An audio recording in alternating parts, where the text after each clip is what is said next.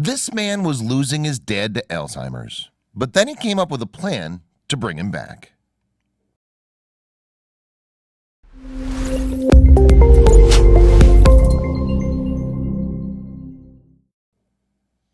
Simon McDermott is sitting in his car with his dad, Teddy. Known in his time as an entertainer as Teddy Mac, these days Teddy's slipping away, losing his memory and even his personality to Alzheimer's disease, which causes the mind to dissolve into confusion. But as Simon's driving along, going nowhere in particular, he thinks up a way to bring back the dad he loves. The pair, residents of Blackburn in the UK, create fun duets in the car. Teddy, in his 80s, still has the sweet voice that used to sing out one song after another, gaining him the nickname of Song a Minute Man. His son, 4 decades younger, realizes when listening to him that his dad can still recall the songs that he loved to perform. Teddy Mac began life in the UK Midlands region. With 13 siblings, he was the eldest in a large family, and this brought its burdens. He frequently found himself caring for his sisters and brothers and was often cast in the role of entertainer for the whole family. His burgeoning talent subsequently found a showcase in the local clubs. Teddy's voice was quite stunning, and it looked certain to open doors for him. When he was 17 or 18, he got invited to audition for the Carol Levis show, which was the X Factor of its day. Simon explained to the Daily Mail in 2016, but his family couldn't afford for him to go. Nevertheless, Teddy didn't allow himself to become disheartened and made a living singing in local night spots instead. Simon said he'd organized bookings, but he also had a band himself, Teddy Mac and the Starliners, and everyone in Wednesbury knew him. In the audience one night was a representative from Buton's, a popular holiday camp company in the UK, and Teddy was subsequently hired to perform at resorts in Wales and Northern England. In Blackpool, he got together with Simon's mother. They'd later move to Blackburn, where Teddy found employment in a factory, with the music becoming his sideline. Simon recalled his dad's prodigious talents when speaking to the Daily Mail. "My abiding memory as a child is of watching him do this amazing medley, which seemed never-ending," he said. "The whole place was on its feet. Everyone in the room was cheering. No wonder then Simon dubbed him Song a Minute Man." But when Simon no longer lived with his mom and dad, Teddy changed. First, Simon's mom told him that he was acting strangely. His memory had begun to fail and he was prone to becoming irate. For a year and a half, the family weren't certain what was causing Teddy's unusual behavior. But then the diagnosis came: Alzheimer's. The disease took a terrible toll, which came as a shock to Simon, who thought it was just a case of old people forgetting things. But Teddy was barely recognizable, violent, almost to the point of being homicidal. Simon struggled terribly with this change in his father, telling the Daily Mail, "Dealing with it has been the most difficult thing I've ever had to do." His mom struggled too, finding it hard to access medical help. She'd visit their physician with Teddy, but her husband would just deny that anything was amiss. And she couldn't tell anyone about his growing violence. He was promised an appointment at a memory clinic, but this session was continually delayed. When Simon saw Teddy's violence for himself, he found the experience distressing and ended up proper scared. He'd gone with his parents on a caravan holiday in France. There, his dad had flown into aggressive rages, calling both Simon and his mom all sorts of names and proving impossible to placate. Things then became even more unsettling. Simon told the Daily Mail, "Not long after, I stayed with him in Blackburn, and it was the worst time of my life," he said. "Dad just didn't know who I was. One day I was out trying to get rid of moss from the paving slabs, and he rushed out and was poking me, saying, 'Who are you? What are you doing? Get out of my house. Get out.'" When he got in a state like this, there was no reasoning with him, no calming him down, Simon continued. He'd veer between not knowing who I was and shouting, "You're the worst son ever." Mom was terrified. One weekend that he spent with his folks was so unpleasant that Simon dubbed it World War III. After that weekend, Simon was left desperate, but still unable to figure out what he could do about his dad. He scoured the internet for answers but found none.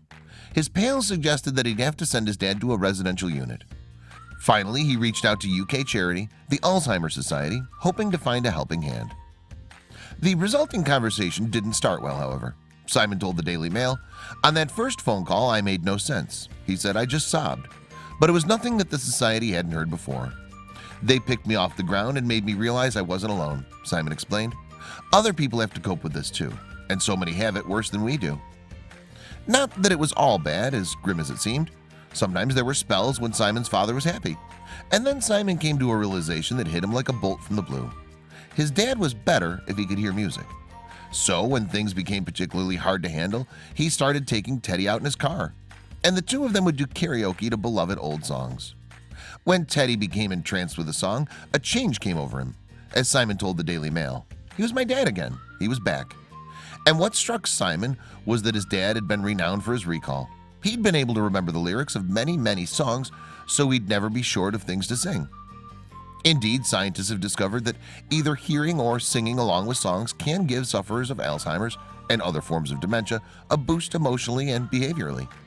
Those with the condition can often still remember songs because it tends not to affect the areas of the brain that deal with memory of music. In 2018, a large-scale review of scientific studies found that musical therapy was beneficial for sufferers of Alzheimer's disease. It could help with the negative outcomes of dementia, such as depression or irritability. On top of that, practicing music seemed to alleviate the decline in cognition and memory. And just as Simon found with Teddy, recall was discovered to be relatively untouched. So Simon drove around with Teddy and videotaped the two of them, in effect creating his own carpool karaoke, just like the TV segment presented by James Corden.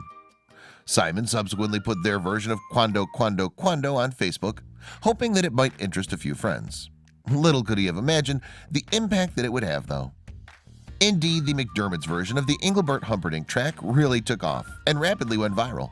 More than 5 million people have watched the father and son belting out the song. Once he realized that it had caught the public's attention, Simon thought that he could try to make a few bucks for charity out of it, so he put up a link to the Just Giving website. Originally, Simon's aim was modest. He thought that a total of about $750 was possible, although he put in a target of $1,500 that he hoped to get for the Alzheimer Society because, he said, it doesn't hurt to be ambitious. But even that figure was way too low, as the amount that the duet raised soared past $200,000. Simon explained to the Daily Mail what had motivated him. "It was partly about getting him to do something he enjoyed, but it was for me too," he said. "I remember once coming down the stairs and hearing him sing Mac the Knife, his signature tune, but he'd forgotten the words. That was a real jolt for me, a sign that time was actually running out." And while singing songs in his car, Simon began to realize that the carpool karaoke was bringing him and his father back together. They'd even start talking about their lives. Teddy Mack would mention his son, who resided in London, and how proud he was of him. This struck Simon hard. "His dad never told me he was proud of me. He wouldn't have. He wasn't like that. But he was able to share it with a stranger."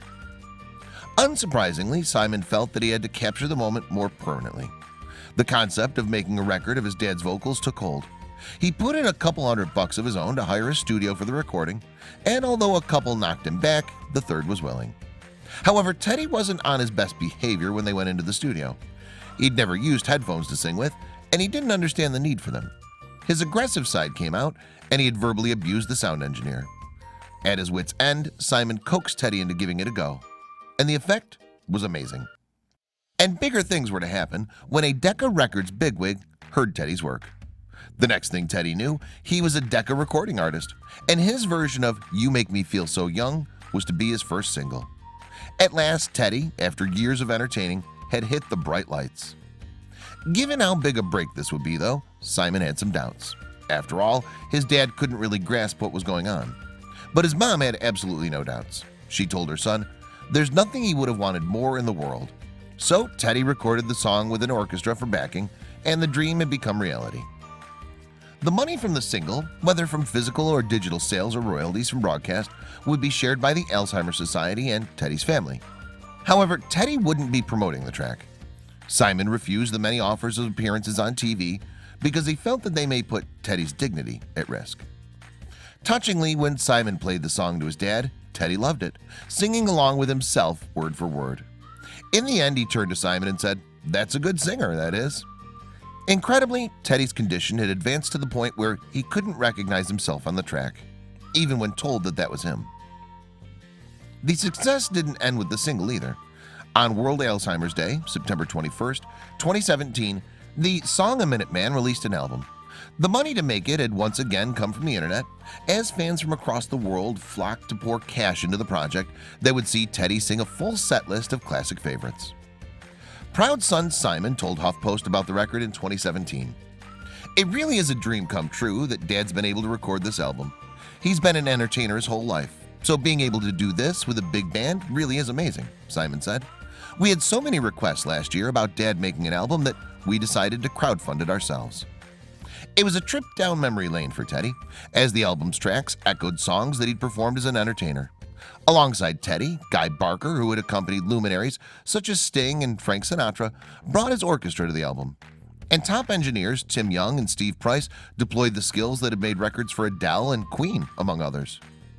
The 13 tracks included favorites such as L.O.V.E. by Nat King Cole and Old Blue Eyes classic I've Got You Under My Skin.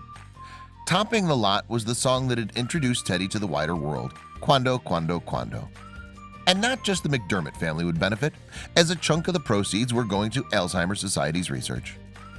Alzheimer Society fundraising head honcho Michael Dent was full of praise for Teddy. He told HuffPost in September 2017, "Dementia is set to be the 21st century's biggest killer. So it's absolutely fantastic that Teddy's been able to record this album and raise money to help us create a world without dementia."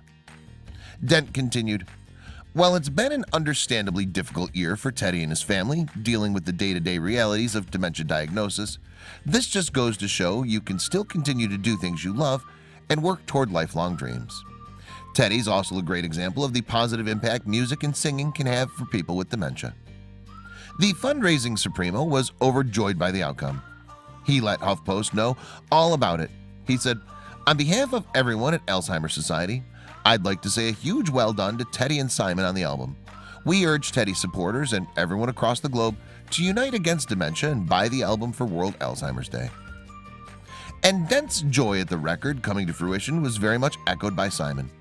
Essentially, this album is about love, which, at the end of the day, is the only thing that matters, the proud son told HuffPost. But the happiness that he felt was, of course, tinged with sorrow at his dad's inability to understand his own success.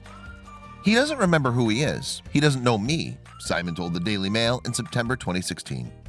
"We'll be sitting chatting in the car, normal as anything, and he'll call me Simon. But in the next breath, he'll say, 'Isn't that funny? I've got a son called Simon.' He lives in London. It breaks my heart that he isn't here to see this, but he isn't. Not 100% here anyway." Nonetheless, Simon was quite certain that Teddy would have approved of the outcome of the video that Simon made. All he ever wanted to do was sing for people, and now people are listening to him all over the world, Simon said. He would love that. I know he would.